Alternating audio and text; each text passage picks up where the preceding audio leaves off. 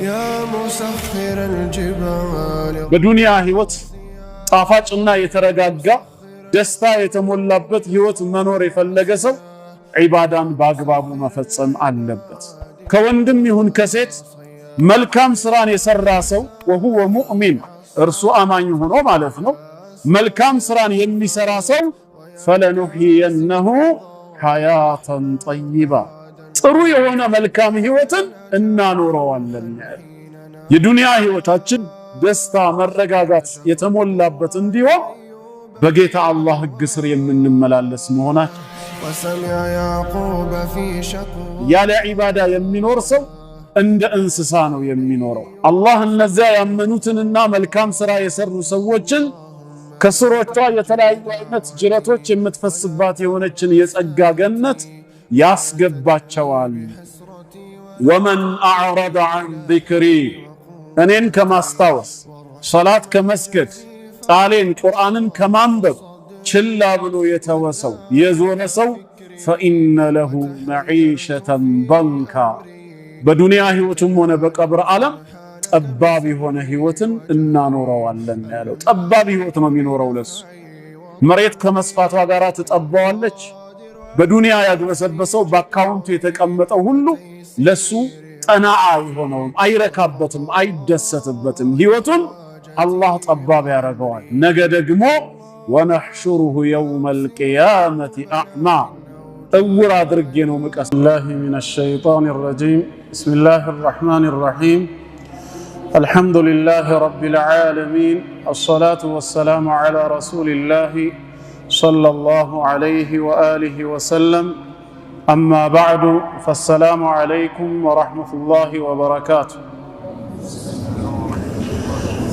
ኢንሻአላህ እንግዲህ በዚህ አዲስ መስጂድ አላህ ፍቃዱ ከሆነ ከዛሬ ጀምሮ ሳምንታዊ ተከታታይ ፕሮግራም ይኖረናል።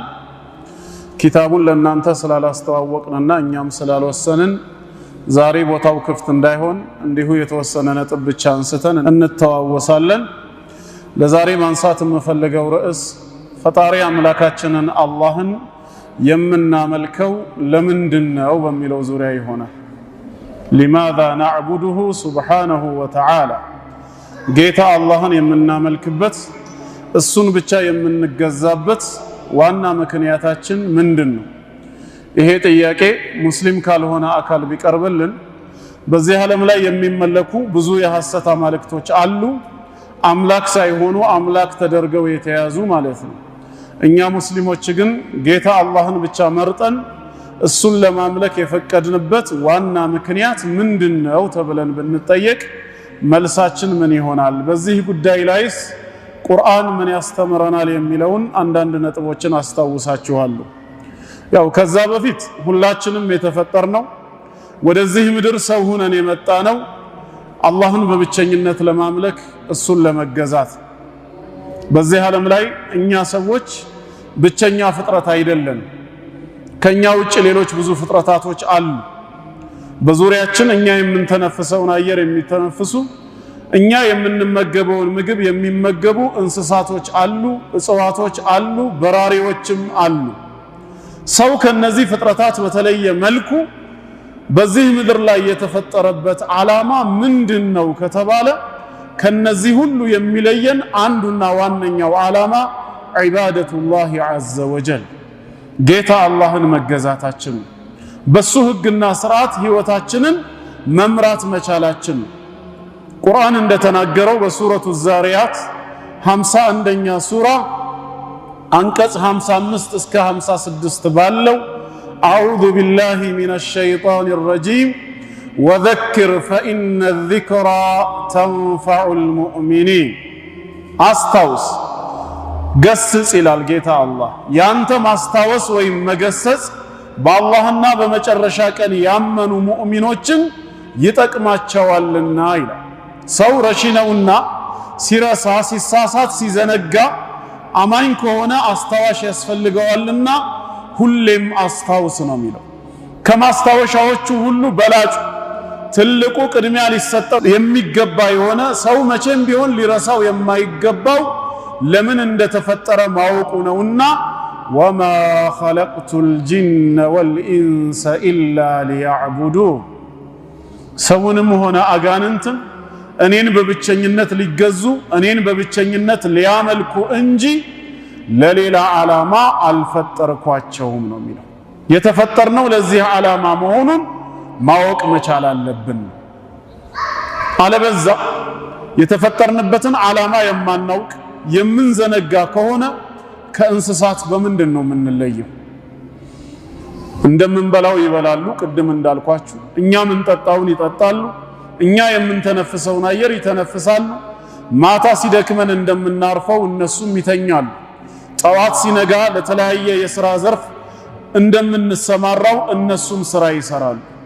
ጓሮ ገብቶ የእርሻ አገልግሎት የሚሰጠው ያርሳል ገበያ ወጥቶ ዕቃ የሚጫነው ዕቃን በመጫን ከቦታ ወደ ቦታ ያንቀሳቅሳል የትራንስፖርት አገልግሎት የሚሰጠው ሰውና ዕቃን ይዞ ወደ ሩቅ ቦታ ይሄዳል በጥበቃ ሥራ ላይ የሚሰማራው ደግሞ ቤትንና አካባቢን ከሌባ እንደ ውሻ አይነቱ ይጠብቃል እነሱም ሥራ አላቸው አንድ ቀን አጀላችን ሲደርስ እንደምንሞተው እነሱም ይሞታሉ ምንድነው ታዲያ ትልቁ ልዩነት ሲባል የምንኖርበት ዓላማ ነው የሚለየን እኛ የምንኖረው ለዒባዳ ህይወታችንን የምንመራው በጌታ አላህ ህግና ሥርዓት ነው እሱ አድርጉ ብሎ ያዘዘንን ነገር አቅማችን በቻለ መጠን በመፈጸም አትቅረቡ ብሎ የከለከለንን ሙሉ በሙሉ በመራቅ በመጠንቀቅ መስመር ስተን የወደቅን ጊዜ ደግሞ በተውበት በእስትግፋር ወደ ትክክለኛው ማንነት በመመለስ የተፈጠርንበትን ዓላማ ለማሳካት ኢላ ሊያዕቡዱን የሚለውን ተሕቂቅ ለማድረግ ተፈጥረናል እንስሶች ለዚህ ዓላማ አልተፈጠሩ እኛ ለዒባዳ ስንፈጠር እነሱ የተፈጠሩት ለኛ ግልጋሎት هو الذي خلق لكم ما في الأرض جميعا سورة البقرة ቁጥር 28 29 አካባቢ ላይ እንደተናገረው እርሱ አላህ ማለት በመድር ላይ ያለውን ሁሉ ለናንተ ግልጋሎት የፈጠረ ነው ያለ እንስሳዎች በመድር ላይ ካሉ ነገራት ናቸው የተፈጠሩት እነኛው ለዒባዳ ሳይሆን ለኛ ለሰው አገልግሎት እንዲሰጡ ነው እነሱን በመገልገል ሐላል የሆነልንን የተፈቀደልንን አርደን በመብላት ወተቱን አልበን በመጠጣት ቆዳውን ገፈን ልብስና ሌላ ነገር በመስራት ሐላል ያልተደረገውን ለውበት ለጭነት አገልግሎት ለትራንስፖርት ለሽያጭ ለመሳሰለው በመገልገል አላህን እንድንገዛ ተፈጥረናል ማለት ነው ዒባዳ የአላህ ግላዊ መብቱ በሰዎች ላይ ያለው ሐቁን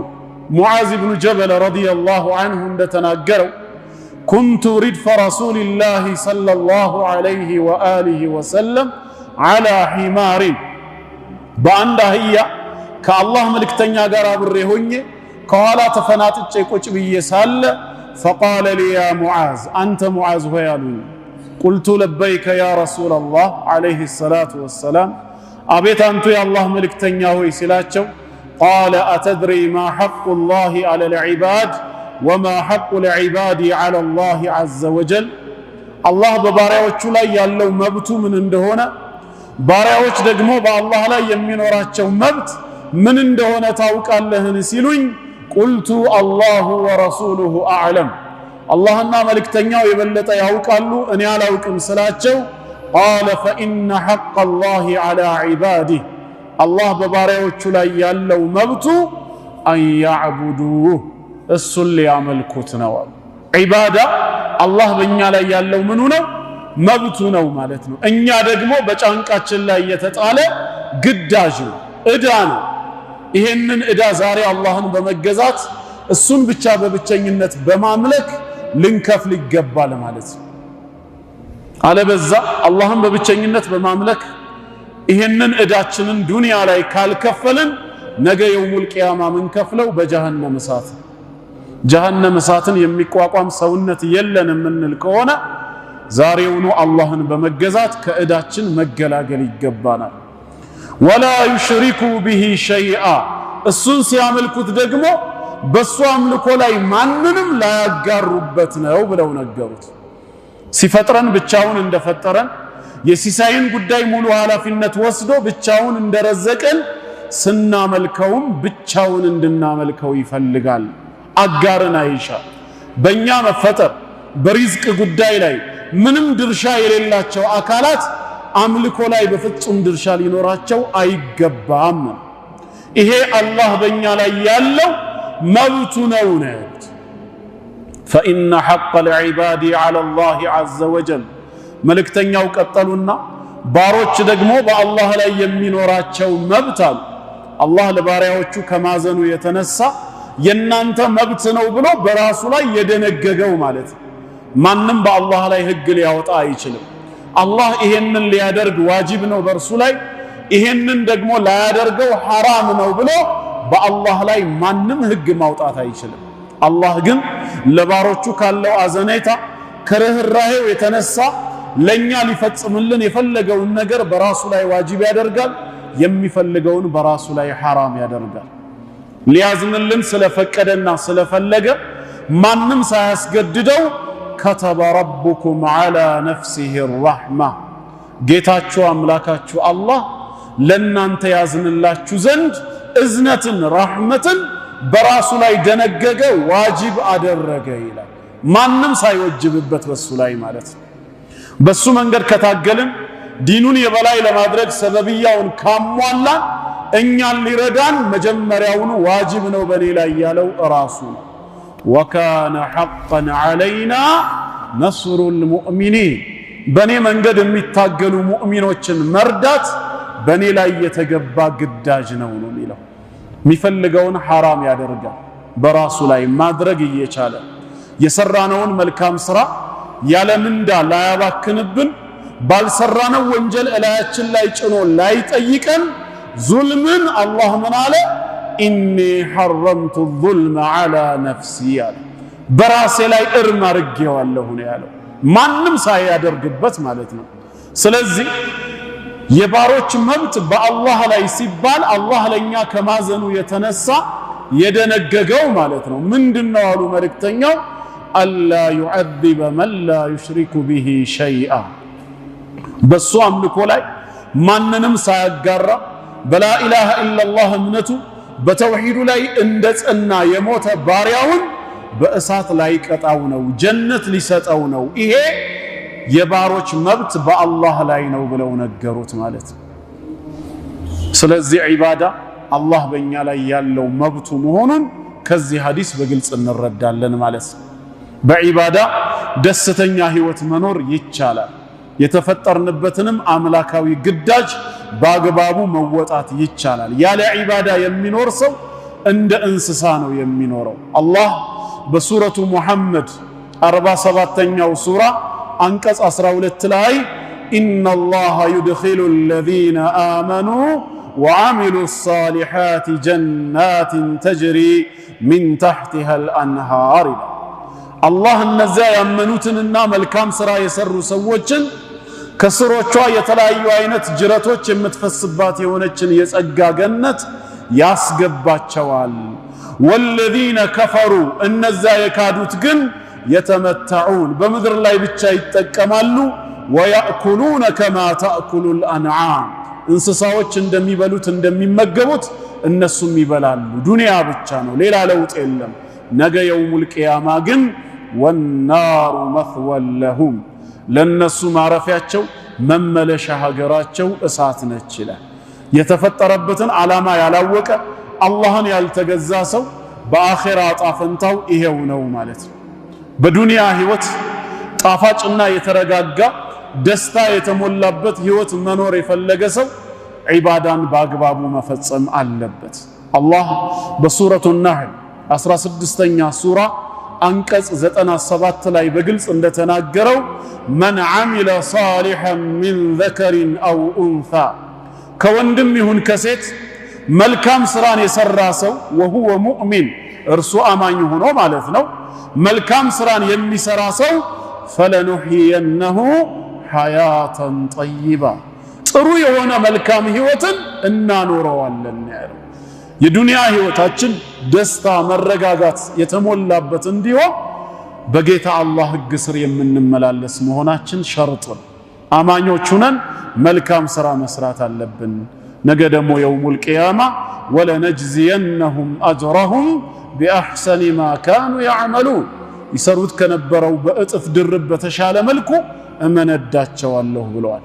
ከዒባዳ ዘንግተን አላህን ከማምለክ ቦዝነን የዱንያ ህይወታችን እንዲያምር የምንፈልግ ከሆነ ግን አላህ የተናገረውን ማስታወስ አለብን። ሱረቱ ጣሃ 20ኛው ሱራ አንቀጽ 124 ላይ ወመን አዕረض ዐን ዚክሪ እኔን ከማስታወስ ሶላት ከመስገድ ቃሌን ቁርአንን ከማንበብ ችላ ብሎ የተወሰው የዞረ ሰው ፈኢነ ለሁ መዒሸተን ضንካ በዱንያ ህይወቱም ሆነ በቀብር ዓለም ጠባብ የሆነ ህይወትን እናኖረዋለን ያለው። ጠባብ ህይወት ነው የሚኖረው ለሱ።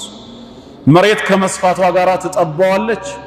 በዱንያ ያግበሰበሰው በአካውንቱ የተቀመጠው ሁሉ ለሱ ቀናዓ አይሆነውም፣ አይረካበትም፣ አይደሰትበትም። ህይወቱን አላህ ጠባብ ያረገዋል። ነገ ደግሞ ወነሕሹሩሁ የውመል ቂያመቲ አዕማ እውር አድርጌ ነው መቀሰቅሰው ይላል። ስለዚህ የዒባዳ ጥቅሙ በዱንያም በቀብርም በአኺራም ነው። ለዚህ ዓላማ ነው የተፈጠርነው። በዒባዳ የዘላለምን ህይወት ጀነትን ማግኘት ይቻላል። ጀነት ከዒባዳ ውጭ አትገኝም። አላህ ሱረቱ መርየም ቁጥር 63 ላይ ትልከል ጀነቱ ለቲ ኑሪቱ ሚን ዒባዲና መን ካነ ተቂያ ከባሮቼ መካከል ይህችን ጀነት የማወርሳት እኔን በምድር ዓለም ሳለ የሚፈራኝ የሚጠነቀቅ ተቂይ የሆነውን ብቻ ነው ያለው። አላህን ከመገዛት የሚኮራውማ ጀነት ሳይሆን እጣ ፈንታው ሌላ እንደሆነ ሱረቱ ጋፊር 40ኛው ሱራ አንቀጽ 60 ላይ ወቃለ ረብኩም ኡድዑኒ አስተጂብ ለኩም ጌታችሁ አላህ አለ እኔን ብቻ ተገዙኝ፣ እኔን ብቻ ለምኑኝ አለ። ዱዓኡል መስአላም ዱዓኡል ዒባዳም ሁለቱም ይካተታሉ። ስትማጸኑ እኔን ብቻ ተማጸኑ፣ ስታመልኩም እኔን ብቻ አምልኩ። አስተጂብ ለኩም ለጥሪያችሁ ምላሽ እሰጣለሁ፣ እሺ እላለሁ፣ ዒባዳችሁንም እቀበላለሁ። ኢነ ለዚነ የስተክቢሩነ ዐን ዒባደቲ እነዚያ እኔን ከመማጸን እኔን ከመገዛት የሚኩራሩ ሰዎች ሰየድኹሉነ ጀሃነመ ዳኺሪን ጀሃነም እሳትን በአፍጢማቸው የተደፉ ሆነው ተዋራጆች ሆነው ይገቧታል ያለ። ጀነት ያለ ዒባዳ አይገኝም። እንደ መግቢያ ይሄንን የዒባዳን ጉዳይ ካየን ወደ ርዕሳችን እንመለስና ታዲያ ጌታ አላህን የምናመልከው ለምንድን ነው? ሌሎች የሚያመልኳቸውን ከአላህ ውጪ የሚመለኩ አካላትን እማንገዛበት አላህን ብቻ የምናመልክበት ምን አሳማኝ ምክንያት አለን? ቁርአንስ አላህን ብቻ ተገዙ ሲል ለምንድን ነው የምናመልከው እሱን ብቻ ብለን ጥያቄ ብናነሳ የሚሰጠን አመክንዮ ምንድነው? ሰዓቱ እንደፈቀደልን ኢንሻአላህ 5 ወይም 9 የሚደርሱ ምክንያቶችን እንመለከታለን። አንደኛው ምክንያት እኛ ጌታ አላህን የምናመልከው እሱ የሁላችንም ጌታ እኛ ደግሞ የእርሱ ባሮች በመሆናችን ነው። ባሪያ ሊያመልክና ሊገዛ የሚገባው ጌታውን ብቻ ስለሆነ የዓለም ጌታ አላህ እንጂ ሌላ ማንም ስላልሆነ አላህን የምንገዛው እርሱ የሁላችንም ጌታ ስለሆነ ነው።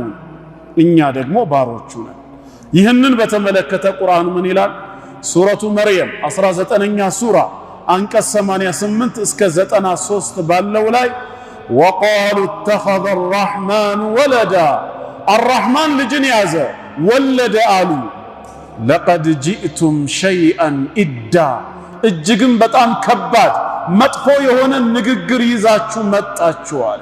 ከዚህ ከንግግራችሁ ክፋት የተነሳ አርረሕማን ወለደ ተወለደ ከማለታችሁ የተነሳ ተካዱ ሰማዋቱ የተፈጠርነ ሚንሁ ከንግግራችሁ ክፋት ሰማያት ሊቀደዱ ተቃርበዋል። ወተንሸቁል አርድ ምድር ልትሰነጣጠቅ፣ ወተኽሩል ጂባሉ ሀዳ ጋራዎች ተራራዎችም ተንደው ሊወድቁ ይቃረባሉ። ይሄ ሁሉ ለምን? አንደዐው ሊረሕማን ወለዳ አርረሕማን ልጅን ያዘ ወለደ ብለው ስለሞገቱ ብቻ። ወማ የንበጊ ሊረሕማን አን የተኺዘ ወለዳ አርረሕማን በባህሪው ልጅን ሊይዝ ለሱ ፈጽሞ አይገባውም፣ ከባህሪው ጋራም አይሄድም ማለት።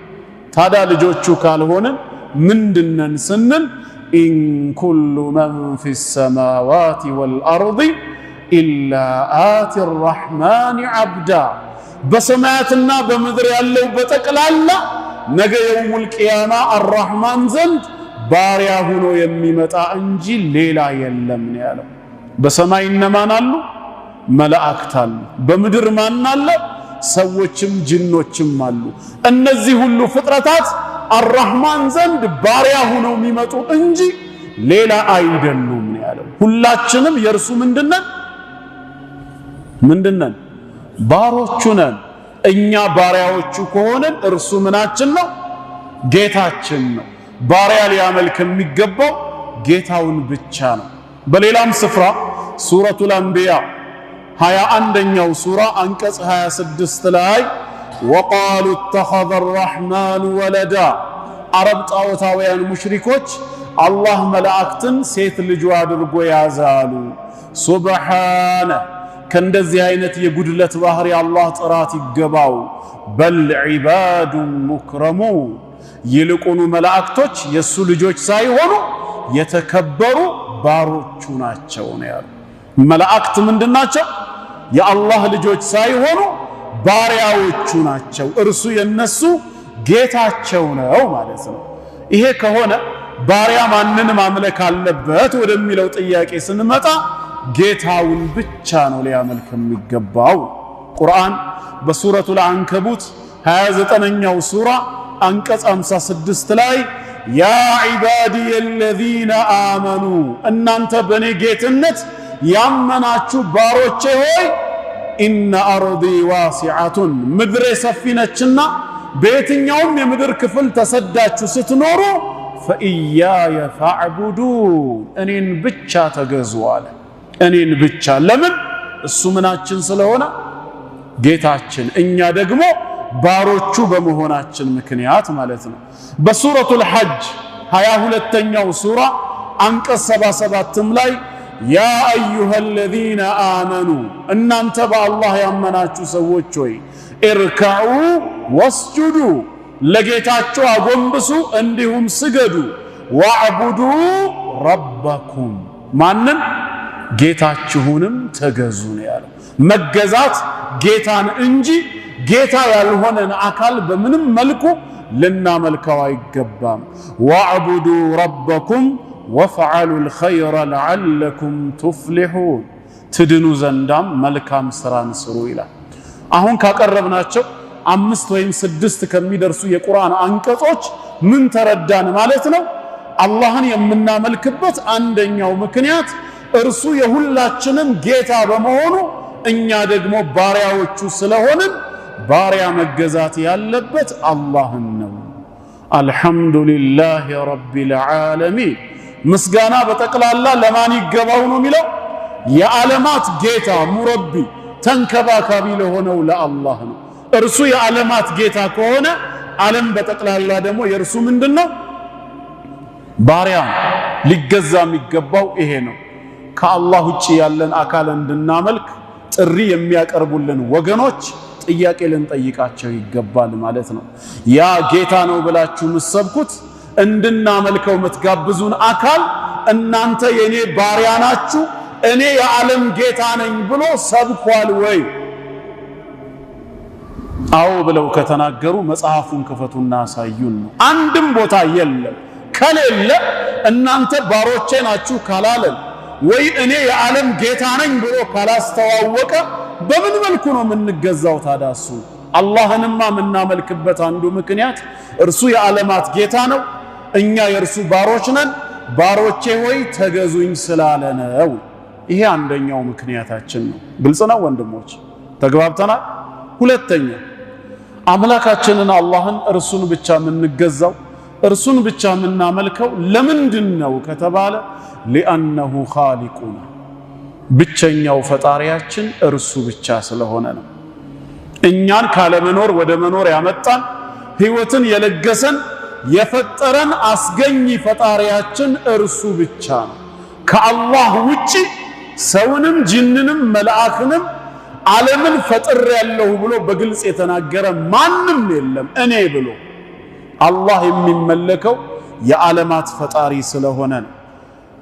ፈጣሪን ማምለክ እንደሚገባ የቱ ጋር ተናገረ ካሉ ሱረቱል በቀራ ቁጥር 21 ላይ አላህ በሱረቱል በቀራ ምዕራፍ 2 ቁጥር 21 ላይ ያ አዩሃናስ እናንተ ሰዎች ሆይ አለ ኡዕቡዱ ረበኩም ጌታችሁን ተገዙት ይለናል።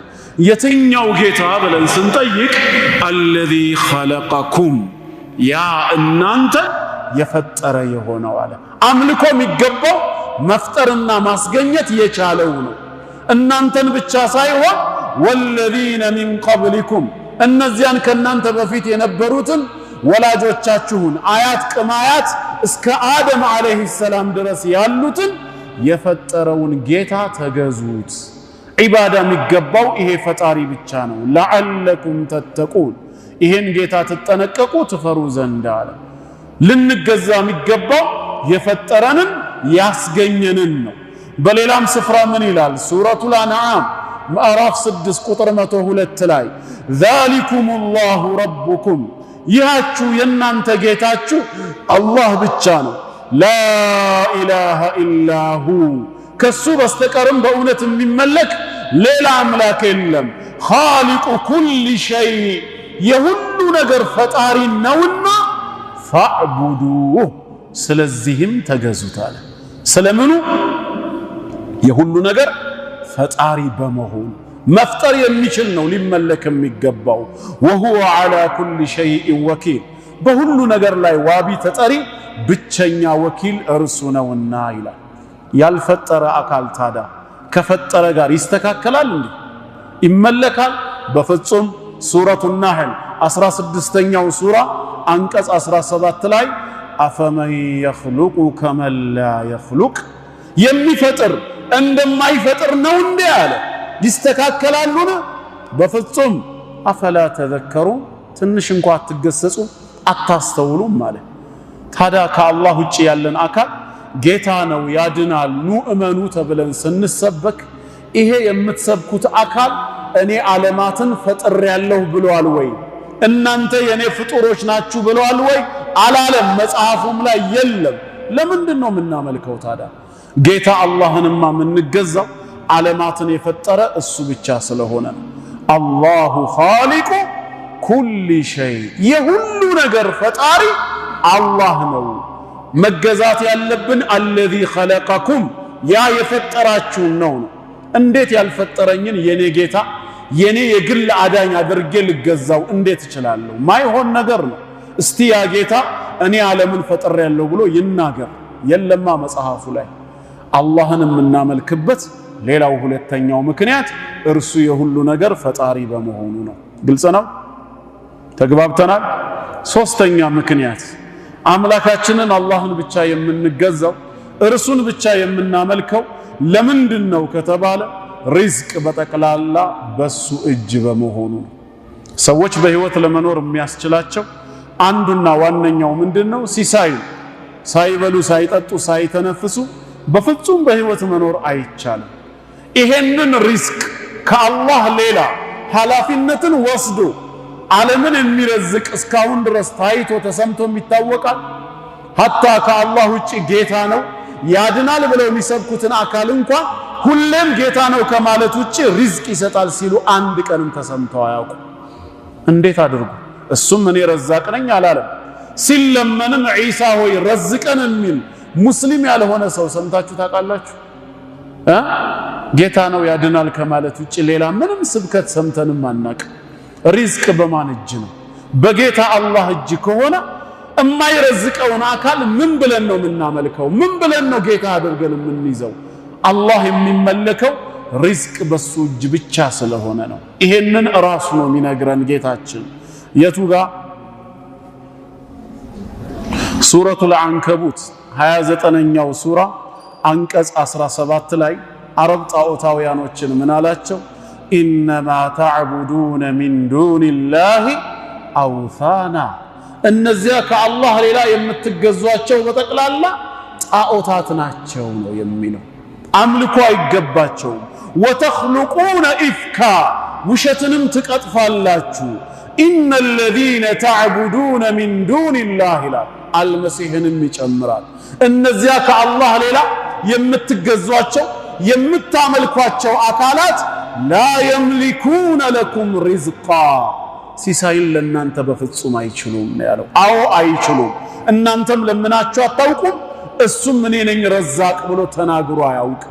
ከአላህ ሌላ የምትገዟቸው ሁሉ ሲሳይን በፍጹም አይችሉም። ስለዚህ ምን ይሁን? ፈብተጉ ዒንደላሂ ሪዝቅ ሲሳይን ከአላህ ዘንድ ፈልጉ፣ ወዕቡዱህ እሱንም ብቻ ተገዙታል። ሊመለክ የሚገባው ሪዝቅ በእጁ የሆነው ጌታ እንጂ መረዘቅ የማይችል አካል አይደለም። ወሽኩሩ ለህ በእናንተ ላይ ለዋለው ውለታ ምስጋናን አቅርቡ፣ አመስግኑት ይሄን ጌታ። ኢለይሂ ቱርጀዑን ከሞት በኋላ የምትመለሱት ወደሱ ነውና ይላል። ጌታ አላህ ከሚመለክበት አንዱ ምክንያት አጠቃላይ የፍጥረተ ዓለሙ ሁሉ ሪዝቅ በሱ እጅ ብቻ መሆኑ ነው። ይሄ ነው ምክንያታችን። በሌላም ስፍራ አላህ ምን ይላል? በሱረቱ ነህል 16ኛው ሱራ አንቀጽ 73 ላይ ወያዕቡዱነ ሚን ዱኒላህ ጣዖታውያኖች ከአላህ ሌላ ያለን ይገዛሉ። ማ ላ የምሊኩ ለሁም ሪዝቀን ሚነ ሰማዋት ወልአርድ ሸይአ ከሰማያትም ሆነ ከምድር አንዳችን ሪዝቅ እንኳን ለነሱ ማድረግ የማይችሉትን ወላ የስተጢዑን ከመነሻው አቅሙ የሌላቸውን አካላት ያመልካሉ፣ ይገዛሉ አለ። ይሄ ሊሆን አይገባም።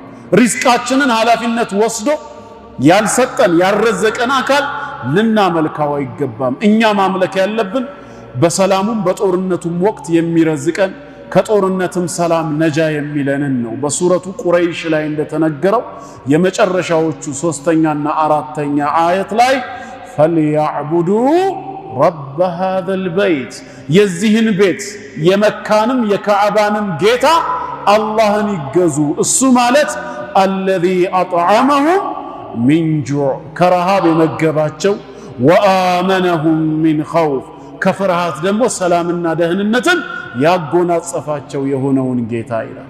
ሊመለክ የሚገባው ሪዝቅ በእጁ የሆነ ነው።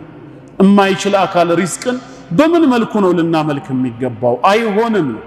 ከአላህ ውጪ ዒሳ ያድናል ጌታ ነው ኑ ተቀበሉት ይሉናል። አንድ ቀን ይረዝቃል ሲሉ ሰምታችሁ ታውቃላችሁ? አንድ ቀን አይልም እሱ ራሱ። እንደውም የሰማያትና የምድር ጌታ ሆይ ይሄንን አንተ ስለረዘከን እናመሰግናለን የሚል ጥቅስ ነው ያለው። ቁርአኑም ላይ ቢሆን ሐዋርያቶች ከዒሳ هل يستطيع ربك أن ينزل علينا مائدة من السماء ያሉት هل تستطيع أنت አሉት ጌታ ከሰማይ ለኛ ምግብን ሊያወርድልን ይችላልን? እንደዛ ከሆነ እስኪ ጠይቅልን ያሉት። قال اتقوا الله إن كنتم مؤمنين እውነተኛ አማኞች ከሆናችሁ አላህን ፍሩ አለ። ንግግራችሁ አደመጣስ ነው። አላህ ሁሉን ቻይ ጌታ ሆኖ ሳለ ጌታ ይችላልን እንደ የሚል ጥያቄ ማቅረብ አደብ መጣስ ነውና አላህን ፍሩ። ከዛ እነሱም ተናገሩ እኛ መብላትን ስለፈለግን ቀልቦቻችንም እንዲረኩ አንተ ያልከን ነገር እውነት መሆኑን እንድናውቅና ከመስካሪዎቹ እንድንሆን ስለፈለግን ነው ሲሉ قال عيسى ابن مريم የመርየም ልጅ ዒሳ ምን አለ? ማኢዷ ሆይ ከሰማይ ውረጂ አላለም። اللهم ربنا أنزل علينا مائدة من السماء رزاق እሱ ነው ጌታችን አምላካችን አላህ ሆይ ከሰማይ ማዕድን ለኛ አውርድልን ያለው። تكون لنا عيدا لأولنا وآخرنا وآية منك ካንተ የሆነ ተአምርም እንዲሆን እንደዚሁም ለኛ ለመጀመሪያዎቻችንም ለመጨረሻዎቻችንም መደሰቻ የሚሆን እንደውም ወርዙቅና ረዝቀን ያለው። ወአንተ ኸይሩ ራዚቂን ከሰጪዎች ሁሉ በላጩ አንተ ነህና ነው። ሪዝቅ በጌታ አላህ እጅ ነው ያለው። አላህ የሚመለከው በዚህ ምክንያት ነው። ከአላህ ውጪ ያለን አካል እንድናመልክ ጌታ አድርገን እንድንይዝ የሚሰብኩን ሰዎች ካሉ አላህን የምናመልክበት ምክንያቱን እናቀርብና አንተ ጌታ ነው ብለህ የሰበከው አካል እስኪ ሪዝቅ ይችላል ወይ ብለህ ጠይቀው። አዎ ካለ እስቲ ኪታቡ ላይ የሚናገር አምጣ። አንድ ቀን ወይኔ ረዛቅ ነኝ ያለበት ወይንም ደግሞ እሱን እስቲ ረዝቀን ብለው ሐዋርያቶቹ የተማጸኑበት የለም። ይሄ ነው ኢስላም ቀጥታ መልእክቱ። ግልጽ ነው። ይሄም ተግባብተናል። አራተኛ አላህን የምናመልክበት እርሱን ብቻ የምንገዛበት ምክንያቱ ምንድነው ከተባለ ጥቅምም ሆነ ጉዳት ውሳኔው ከእርሱ ዘንድ ብቻ ስለሚመጣ በዚህ ዓለም ላይ ሰዎችን ሊጠቅማቸው የሚችል ነገር በጠቅላላ ከጌታ አላህ ውሳኔ ውጪ በፍጹም ሊመጣ አይችልም። እንደዚሁም የሚጎዳን ነገር ካለ ያንን ጉዳት መወሰንም ሆነ ጉዳቱን ከኛ ላይ ማንሳት ጌታ አላህ ብቻ ሊያደርገው የሚችል ነገር ነው። ሌላው አካል ልጥቀማችሁ ብሎ ካልጠቀመን ልጉዳችሁ ብሎ ጉዳትን ማምጣት የማይችል ከሆነ ምን ተብሎ ነው የሚመለከው? ጥቅሙን ወደን ጉዳቱን ፈርተን ልናመልከው የሚገባው ጥቅምም ሆነ ጉዳት በእጁ የሆነውን ብቻ ነው። ማን ነው ከአላህ ውጪ ይሄን የሚችል? ሰባኪዎቻችን ሁሌም ሲሰብኩ ኢየሱስ ያድናል ይላሉ። ይገድላል ሲሉ ሰምተን አናቅም አንድም ቀን። ኧረ አላህ ይገድላል ነው እኛ ደግሞ የምንለው። ያልገባቸው ሰዎች እንዴት ይላሉ? ጌታ ያድናል እንጂ እንዴት ይገድላል? እና ማን ነው የሚገድለው? ሰይጣን ነው ይላሉ። እርግጠኛ ናችሁ? አዎ ጥሩ። ሰይጣን የገደለው መዳኑንና መኖሩን አምላክ የፈለገለትን ሰው ነው ወይስ አይደለም ነው ጥያቄው። የሰውየውን መኖር አምላክ ፈልጎለት ከነበር ሰይጣን መጥቶ ከገደለው በሰውየው ላይ ኃይል ያለው አምላክ ሳይሆን ማን ሆነ? ሰይጣን ሆነ ማለት ነው። ስለዚህ ሊመለክ የሚገባው ሰይጣን ነው። አይ መጀመሪያውኑ አምላክ እንዲጎዳ እንዲገደል ፈቅዶ ነበር ከተባለስ ሰይጣን ሰበብ ሆነ እንጂ ጉዳት ከሱ ዘንድ ሊመጣ አይችልም። ስለዚህ እንደኛ ሙስሊሞች እምነት ሰዎችን የሚያድን ብቻ ሳይሆን ጌታ አላህ የሚገድልም እርሱ ብቻ። ወደዚህ ዓለም ስንመጣ ያለሱ ውሳኔ ያለሱ ፍቃድ እንዳልተወለድን እንዳልመጣን ሁላ ይሄንን ዓለም ስንሰናበትም ያለሱ ውሳኔ አንሞት። ማንኛይቷም ነፍስ ሕያው የተደረገችው በጌታ አላህ እንደሆነ ሁላ ምትሞተውም በሱ ውሳኔ ነው። ጥቅምም ጉዳትም ሚነላህ ከአላህ ብቻ ነው የምንለው። እስቲ ኢየሱስ ይገድላል ይበሉ። አይችሉም። ቃሉም ላይ የለም እነሱም አላሉም። ያው ያንተን ቀልብ የሚስበው ሁሌ የሚማርከው ያድናል ስለሆነ ብቻ ነው። መግደል ካልቻለ ማዳኑን እንዴት ቻለ ታዲያ?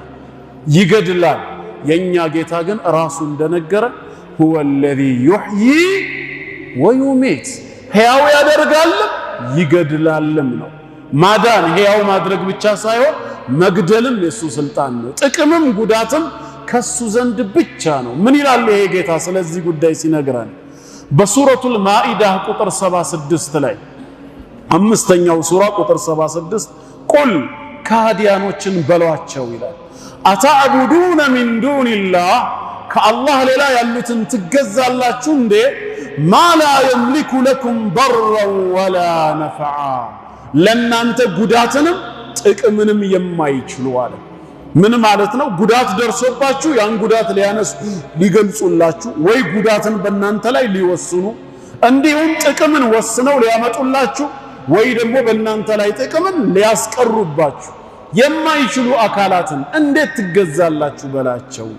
ወላሁ ሁወ ሰሚዑል ዓሊም አላህ የባሮቹን ንግግር ሰሚ ሁኔታቸውን አዋቂ ነው ይላል። ስለዚህ ጥቅምንም ሆነ ጉዳትን የማይችል አካል ሊመለክ አይገባውም ነው። በሌላም ስፍራ ሱረቱ ፋጢር 35ኛው ሱራ አንቀጽ 2 ላይ ማ የፍተሂላሁ ሊናስ አላህ ለሰዎች የሚከፍትላቸውን ይላል ምን ረሕመቲን ከእዝነቱ ከቸርነቱ ከሲሳዩ የሚከፍተውን ፈላ ሙምሲከ ለሃ አንተ ጋር እንዳይደርስ ሊያስቀረው ሊይዘው የሚችል አንድም ኃይል የለም ነው ያለው። እኔ ላንተ ነው ብዬ የከፈትኩልህን ድልም ይሁን ሲሳይ ወይም ሌላ ነገር ረሕመት ማንም ሊያስቀረው አይችልም መጠቀምህን እስከወሰንኩኝ ድረስ። በተቃራኒውስ ወማ ዩምሲክ እኔ ያስቁትን ያስቀረሁትን ፈላ ሙርሲለ ለሁ ለርሱ ነገር ለሲሳዩ ማንም ሊያስለቅቀው ሊልከው አይችልም። ሚን ባዕዲሂ ከኔ በኋላ ይላል አላህ። ወሁወል ዐዚዝ በሁለቱም ጉዳይ አሸናፊው እኔ ነኝ ነው የሚለው። አልሐኪም ጥበበኛውም እኔ ነኝ። ማን ጥቅም ሊደርሰው ይገባል የራህመቱ፣ ማን ደግሞ ሊያዝበት ይገባል ጉዳት ይድረስበት፣ አዋቂውና ጥበበኛው እኔ ነኝ። አድራጊውና አሸናፊውም እኔ ነኝ ያለው። ከስሮቿ የተለያዩ አይነት ጅረቶች የምትፈስባት የሆነችን የጸጋ ገነት ያስገባቸዋል። 10ኛው ሱራ አንቀጽ 107 ላይ ወኢን የምሰስከ አላሁ ቢዱርን አላህ አንተን በጉዳት ቢነካህ አለ። መጥፎ ነገር ጉዳት እንዲደርስብህ ቢወስን ፍቃዱ ቢሆን ማን ያነሳዋል ይሄን ጉዳት? ፈላ ካሽፈ ለሁ ኢላሁ ከራሱ ከአላህ በስተቀር ይሄን ጉዳት ሊያነሳው ሊገልጸው የሚችል ማንም የለም። ወኢን ዩሪድከ ቢኸይሪን በመልካም ነገር ደግሞ ከፈለገ በኒዕማው ፈላ ራደ ሊፈድሊህ የሱ ትሩፋት ወደ አንተ እንዳይደርስ ሊመልስ የሚችል አንድም አካል የለም። ስለዚህ አላህ የፈለገ ጊዜ ኸይሩን የፈለገ ጊዜ ሸሩንም ዩሲቡ ቢሂ መን የሻኡ ሚን ዒባዲህ ከባሮቼ የምሻውን ሰው አገኝበታለሁ አለ። ኸይሩንም የፈለገልህ ጊዜ መጥፎውንም እንደዛው። ወሁወል ገፉሩ ረሒም ለተመላሽ ባሮቹ ሁሌም መሃሪ አዛኝ አምላክ ነው ይላል። እንደዚሁም አባታችን ኢብራሂም ዓለይሂ ሰላም አባቱን ሲያናግረው ለምን ታመልካለህ ሲለው የሚያመልከው ነገር ነውረኛ መሆኑን በምን መልኩ ነው የገለጸለት? በቁርአን በሱረቱ መርየም ምዕራፍ 19 አንቀጽ 42 ላይ ኢዝ ቃለ ሊአቢሂ ለአባቱ ባለ ጊዜ አስታውስ፣ ያ አበቲ አባቴ ሆይ ሊመ ተዕቡድ ለምን ታመልካለህ አለው። ምንን?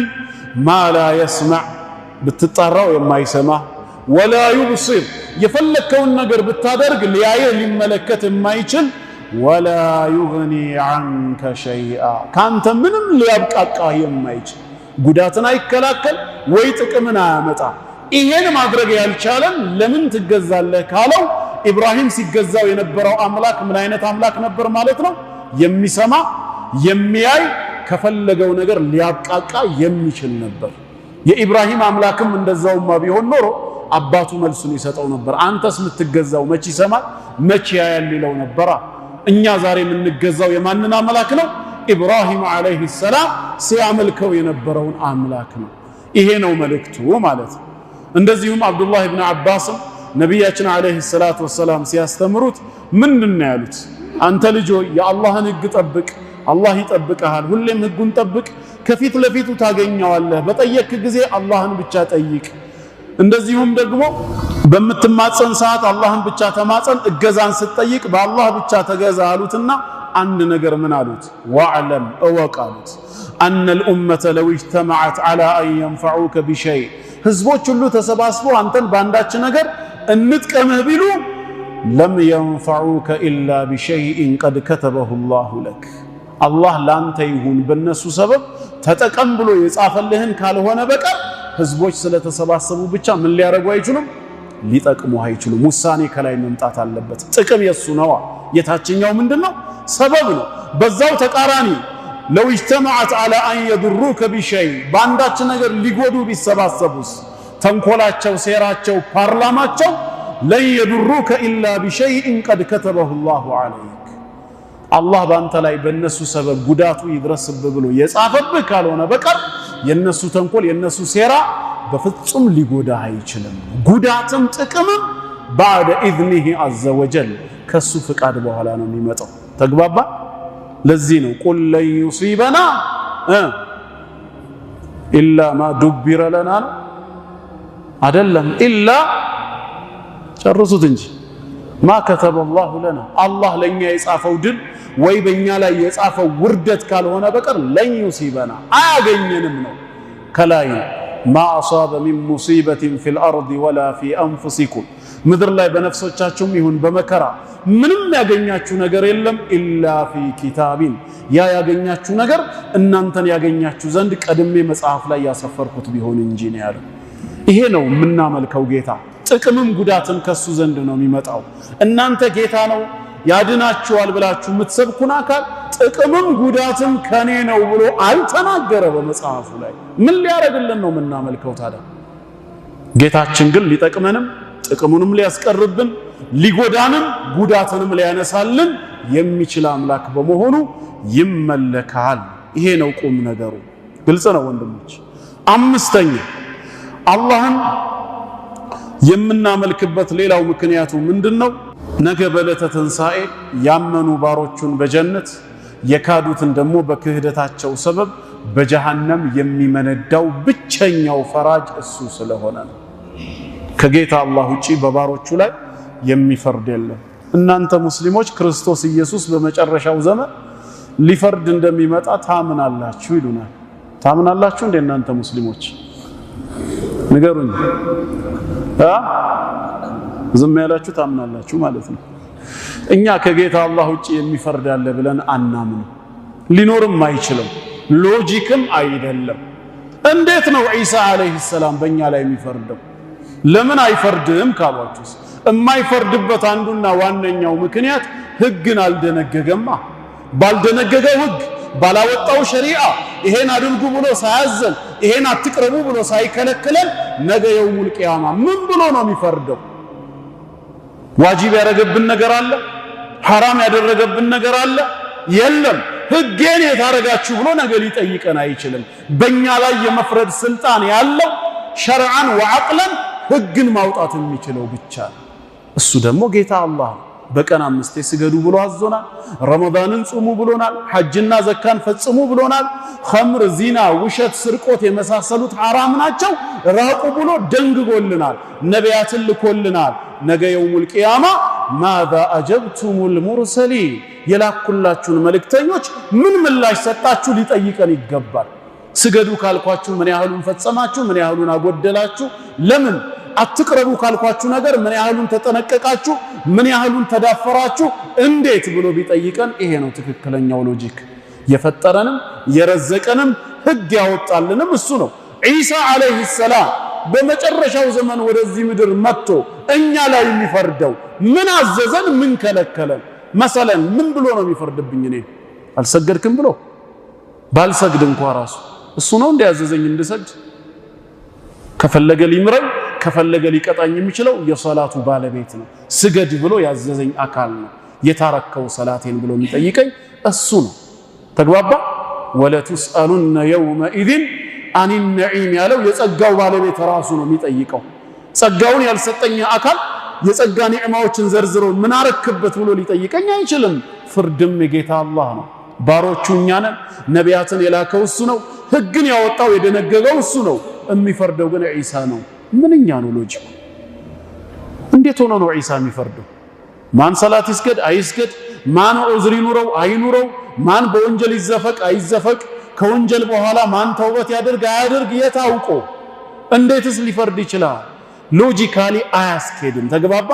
ስለዚህ ፍርድ በጀነት ወይ በጀሃነም መፍረድ የጌታ አላህ ስልጣን ብቻ ነው። ለዚህ ነው አላህ ምን ይላል በሱረቱ መርየም ቁጥር 63 በሱረቱ ጋፊር ቁጥር 60 ቅድም ያየናቸው አንቀጾች ላይ ቲልከል ጀነቱ ለቲ ኑሪቱ ሚን ዒባዲና ከባሮችን የምናወርሳት ብሎ አውራሹ ራሱ ጌታ አላህ መሆኑን ነግሮናል። ጀሃነምንም ሰየድኹሉነ ጀሃነመ ዳኺሪን ብሎ የወሰነው እሱ ነው። احشر الذين ظلموا وازواجهم وما كانوا يعبدون እነዛን የበደሉ ከሃዲያንን መሰሎቻቸውንም ከአላህ ሌላ ሲገዟቸው የነበሩትንም ሰብስቧቸው ወደ ጀሃነም እሳት ሚን ዱኒላህ ፈህዱሁም ኢላ ሲራጢል ጀሒም ወደ ጀሃነም መንገድ ውሰዷቸው ነው የሚለው።